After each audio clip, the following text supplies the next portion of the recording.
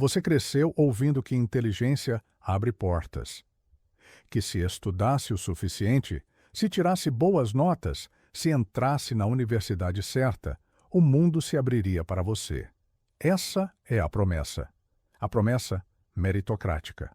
A promessa que mantém milhões de pessoas acordadas até tarde, memorizando fórmulas, escrevendo ensaios, competindo por vagas. Mas nunca te perguntaram uma coisa simples: quem decide quais portas existem? Quem decide o que é uma boa nota? Quem criou o sistema de seleção que você chama de justo? Você nunca perguntou porque foi ensinado a não perguntar. Foi ensinado a acreditar. E acreditou. Acreditou que inteligência é o critério, que mérito é o caminho, que competência é recompensada. O Profetius Jean passou décadas observando sistemas educacionais, da China aos Estados Unidos, de escolas públicas a instituições de elite. E o que ele viu não foi um sistema que seleciona os mais inteligentes. Foi um sistema que seleciona os mais confiáveis. Existe uma diferença brutal entre essas duas coisas, uma diferença que muda tudo, porque se você acha que está competindo por inteligência, vai otimizar as coisas erradas, vai estudar mais, vai tentar ser mais criativo, vai desenvolver pensamento crítico e vai perder. Vai perder porque não entendeu o jogo. O jogo nunca foi sobre quem é mais inteligente. O jogo sempre foi sobre quem pode ser confiado para operar o sistema sem destruí-lo.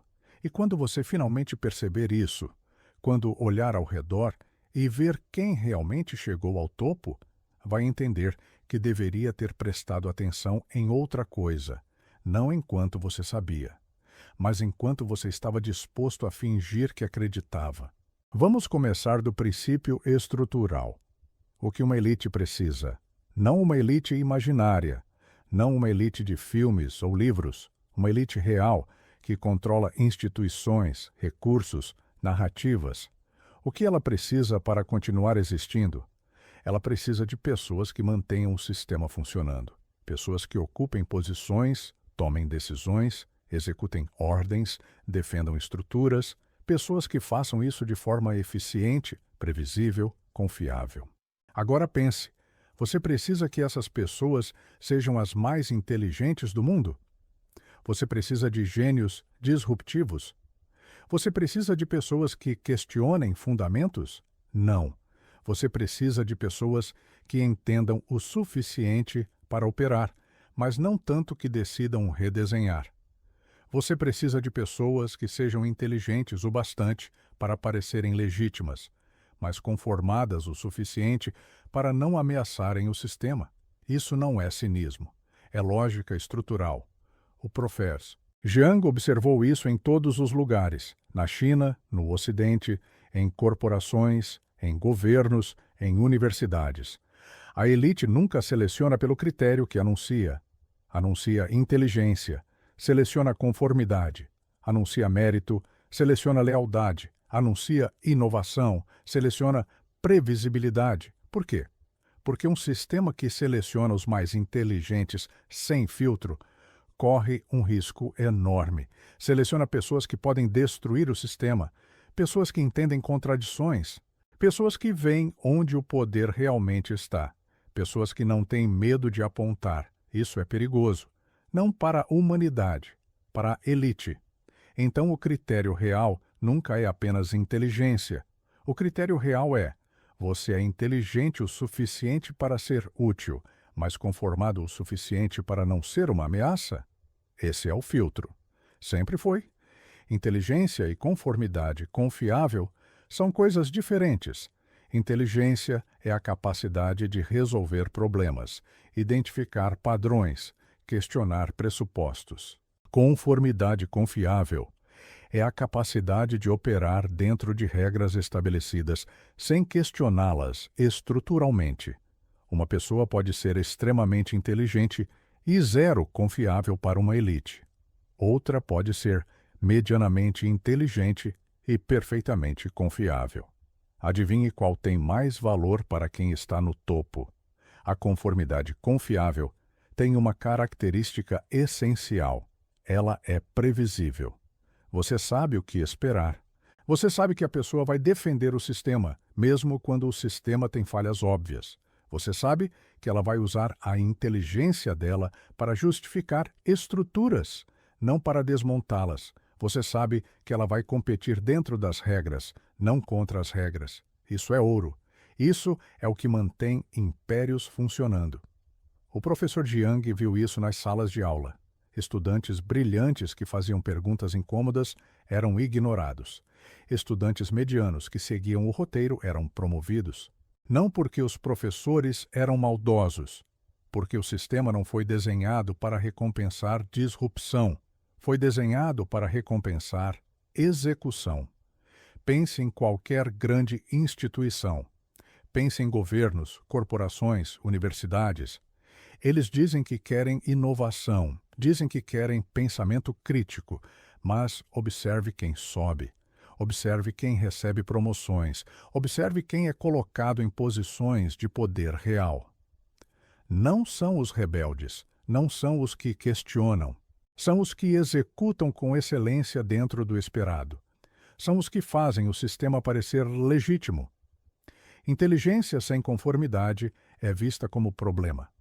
Conformidade sem muita inteligência é vista como limitação gerenciável.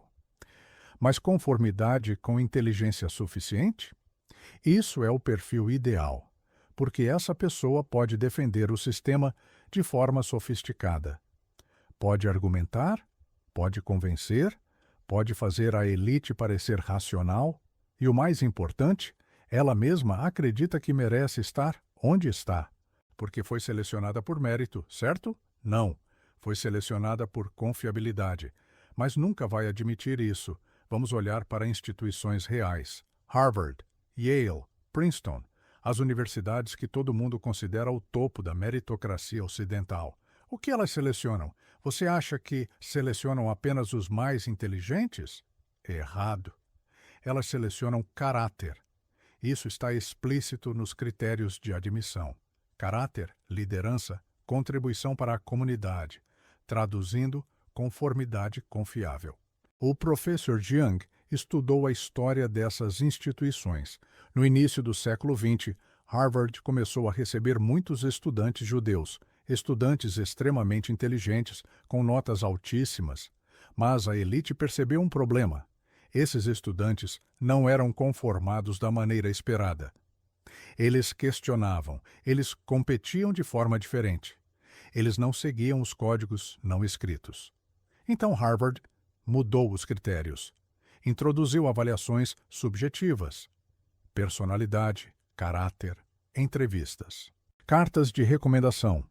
Tudo isso para filtrar não inteligência, mas conformidade cultural. Esse padrão nunca mudou. Ele só ficou mais sofisticado. Hoje, as universidades de elite falam de diversidade, inclusão, pensamento crítico. Mas observe quem entra. Observe quem se forma. Observe quem vai para Goldman Sachs, McKinsey, Google, governos. São pessoas que aprenderam a jogar o jogo. Pessoas que sabem quando questionar e quando calar. Pessoas que entendem que existem verdades que você pode dizer em privado, mas nunca em público. Pessoas que dominaram a arte de parecer dissidentes sem ameaçar estruturas. Isso não significa que são burras, significa que são confiáveis. E isso vale mais. O sistema educacional não é desenhado para selecionar gênios. É desenhado para selecionar operadores sofisticados. Operadores que possam justificar decisões, escrever relatórios, dar entrevistas, defender políticas. Operadores que façam o poder parecer racional. Se você acha que Harvard seleciona os mais inteligentes, você não entendeu Harvard. Harvard seleciona os mais confiáveis entre os inteligentes e ensina eles a acreditarem que foram escolhidos por mérito. Agora pense em todas as pessoas que você conhece que são objetivamente inteligentes. QI alto, raciocínio rápido, leitura voraz, capacidade analítica impressionante. Quantas dessas pessoas estão em posições de poder real? Quantas estão tomando decisões que afetam milhões? Quantas estão na elite? Provavelmente poucas. Provavelmente quase nenhuma. Por quê? Porque inteligência sem as outras variáveis não basta. Na verdade, inteligência isolada pode ser uma desvantagem. Uma pessoa muito inteligente que não entende as regras não escritas é um problema. Ela vai dizer coisas inconvenientes, vai apontar contradições, vai propor mudanças radicais. Vai fazer perguntas que não têm respostas confortáveis. Ela não vai ser promovida, ela vai ser isolada. O professor Jiang observou isso repetidamente. Estudantes brilhantes que não conseguiam emprego, não porque eram incompetentes, porque eram imprevisíveis, porque não sabiam quando calar, porque não entendiam que algumas verdades são funcionais apenas se permanecerem implícitas. Existe um tipo de inteligência que o sistema recompensa, a inteligência que opera dentro dos limites aceitáveis, que resolve problemas sem questionar premissas, que melhora a eficiência sem redesenhar estruturas, que inova sem ameaçar. Mas existe outro tipo de inteligência, a que questiona fundamentos, a que pergunta por que as coisas são como são, a que propõe alternativas radicais. Essa inteligência não é recompensada, ela é contida. Você pode ter QI 150 e nunca entrar na elite. Não porque não é inteligente o suficiente, porque é inteligente demais nas coisas erradas, porque não aprendeu a fingir, porque não consegue operar dentro de contradições sem apontá-las. Isso faz de você inadequado, e o sistema sabe disso antes de você. Por isso você não passa nos filtros subjetivos. Por isso você não recebe a carta de recomendação. Por isso você não é cultural fit. Não é sobre inteligência, nunca foi. O teste real não é uma prova de QI, não é um exame padronizado. O teste real é uma pergunta implícita que ninguém faz diretamente. Você consegue fingir que acredita? Consegue defender políticas que você sabe que são contraditórias? Consegue justificar decisões que beneficiam poucos e prejudicam muitos? Consegue falar sobre meritocracia enquanto se beneficia de conexões? Consegue falar sobre justiça enquanto protege privilégios? Consegue manter a cara séria? Se a resposta for sim, você pode ser útil. Se a resposta for não, você é um risco. O Prof. Jean viu isso em todas as instituições que estudou. A elite não precisa que você acredite de verdade, mas precisa que você se comporte como se acreditasse, porque o sistema não funciona se todo mundo admite que é teatro. O sistema funciona quando as pessoas que operam o teatro parecem convencidas, quando elas defendem a estrutura com paixão, quando elas atacam quem questiona, quando elas fazem o jogo parecer legítimo. Isso exige um tipo específico de pessoa. Uma pessoa inteligente o suficiente para entender as contradições, mas conformada o suficiente para não falar sobre elas. Uma pessoa que pode ver a máquina funcionando, mas que escolhe operar a máquina. Uma pessoa que negocia verdade por posição. Isso não é raro, isso é comum. A maioria das pessoas que chega ao topo fez essa negociação, não de forma explícita, não em um momento dramático, mas em 1000 pequenas decisões, em não fazer a pergunta incômoda, em não enviar o e-mail difícil, em não apoiar o colega dissidente, em aceitar a explicação oficial, em repetir a narrativa. Cada uma dessas escolhas é um teste, e cada vez que você passa, você sobe um degrau, até que um dia você está no topo. E quando olha para trás, conta a história como se tivesse sido selecionado por mérito. Porque admitir a verdade seria admitir que você passou a vida inteira fingindo. Porque rebeldes inteligentes não sobem. Porque sistemas não temem incompetência. Temem quem entende o sistema e não concorda em mantê-lo. Incompetência é gerenciável. Você treina, você substitui, você coloca processos. Mas um rebelde inteligente, isso é outra coisa. Um rebelde inteligente entende onde estão as fraturas, entende quais narrativas são falsas, entende quem ganha e quem perde. E pior, ele fala, ele aponta. Ele não consegue fingir que não vê. Isso desestabiliza. Não porque ele necessariamente vai derrubar o sistema, mas porque ele faz outras pessoas pensarem. Ele planta dúvidas. Ele questiona legitimidade. E legitimidade é tudo. Sem legitimidade, elites precisam usar força pura. E força pura é cara, é instável, é insustentável. Muito melhor manter um sistema que parece legítimo, um sistema onde as pessoas acreditam que foram selecionadas por mérito, onde acreditam que trabalho duro basta, onde acreditam que o jogo é justo. Para manter essa ilusão, você não pode ter rebeldes inteligentes em posições visíveis. Você não pode ter pessoas apontando contradições do topo.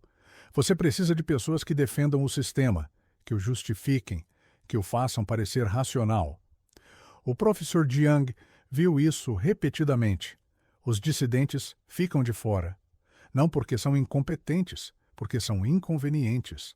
Eles não são promovidos, não recebem financiamento, não ganham prêmios, não são convidados para os espaços de decisão. E quando reclamam, a resposta é sempre a mesma. Talvez você não seja bom o suficiente. Mas não é sobre competência, é sobre confiabilidade. E um rebelde, por definição, não é confiável. Você pode argumentar que isso é injusto.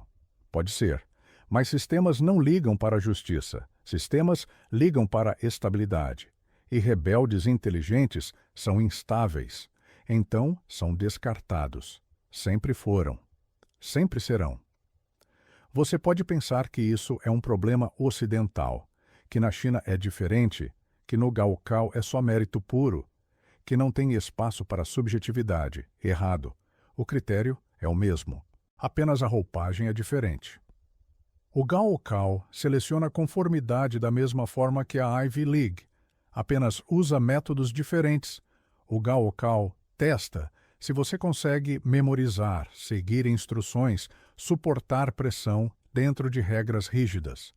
Testa se você consegue otimizar para um objetivo externo sem questionar se o objetivo faz sentido. Testa obediência calibrada.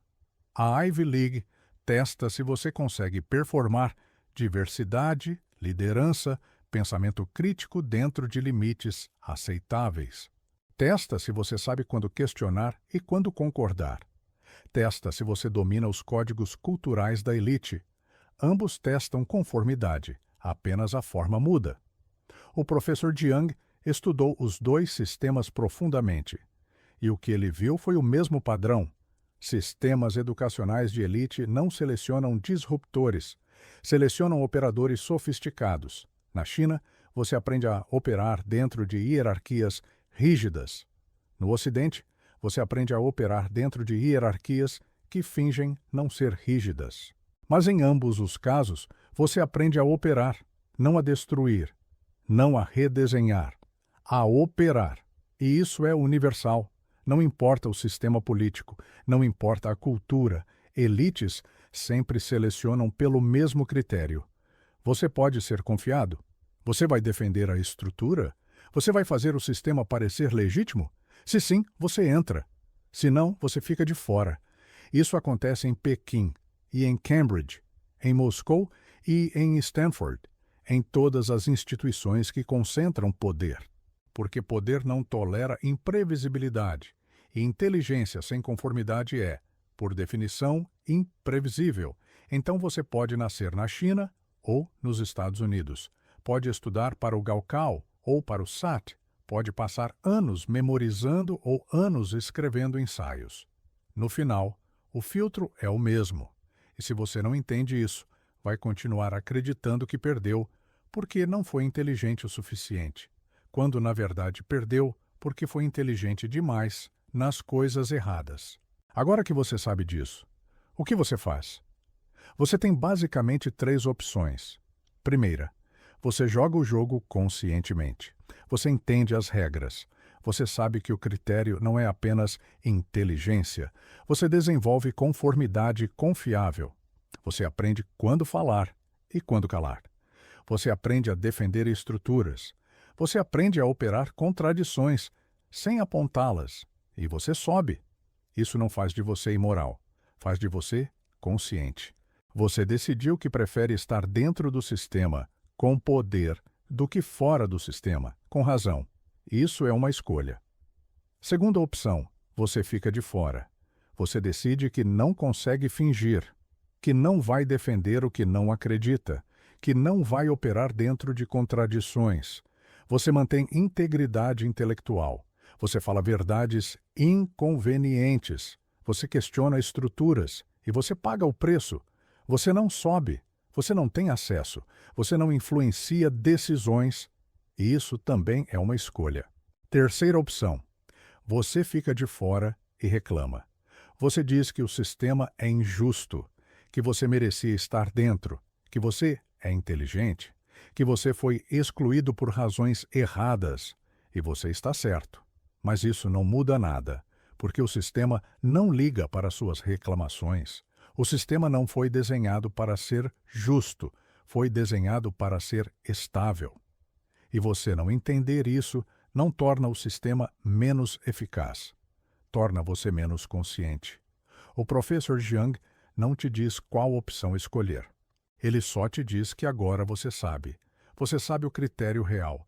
Você sabe por que algumas pessoas sobem e outras não. Você sabe que não é apenas sobre inteligência. E você não pode mais fingir que não sabe. Essa é a responsabilidade intelectual que vem com lucidez. Você pode escolher jogar o jogo. Pode escolher não jogar. Mas não pode mais reclamar que ninguém te explicou as regras, porque agora você sabe. E o que você faz com isso é problema seu. Ninguém te prometeu que inteligência bastava. Você inferiu isso. Você inferiu porque era confortável, porque significava que você tinha controle, que se estudasse mais, se esforçasse mais, se tornasse mais inteligente, o mundo se abriria. Mas o mundo nunca prometeu isso. O sistema educacional prometeu. Professores prometeram. Livros de autoajuda prometeram. Mas o sistema real, o sistema de poder, nunca prometeu. Ele só deixou você acreditar. Porque é útil que milhões de pessoas acreditem. É útil que compitam. É útil que otimizem para a inteligência. Porque enquanto estão fazendo isso, não estão questionando os critérios reais. Não estão percebendo que a competição nunca foi apenas sobre inteligência. Foi sobre conformidade. Sempre foi. O professor Jiang passou décadas observando isso, e a conclusão é simples: o sistema não mente. Você que acreditou na versão que te contaram, não na versão que estava funcionando. Você acreditou no que te disseram sobre meritocracia, não no que as promoções reais revelavam. Você acreditou no discurso, não na prática. E agora que sabe, você tem duas opções. Pode ficar com raiva. Pode sentir que foi enganado. Pode achar injusto. Ou pode aceitar que sempre foi assim. Que sistemas de poder sempre selecionaram conformidade primeiro, competência depois. Que isso não é aberração, é design. E que sua ilusão não muda a realidade, só te deixa despreparado para ela. Quem não entende o mundo é usado por ele. Quem entende pode decidir conscientemente como se relacionar com ele, mas não pode mais fingir inocência, sem aplausos, sem catarse, sem conforto.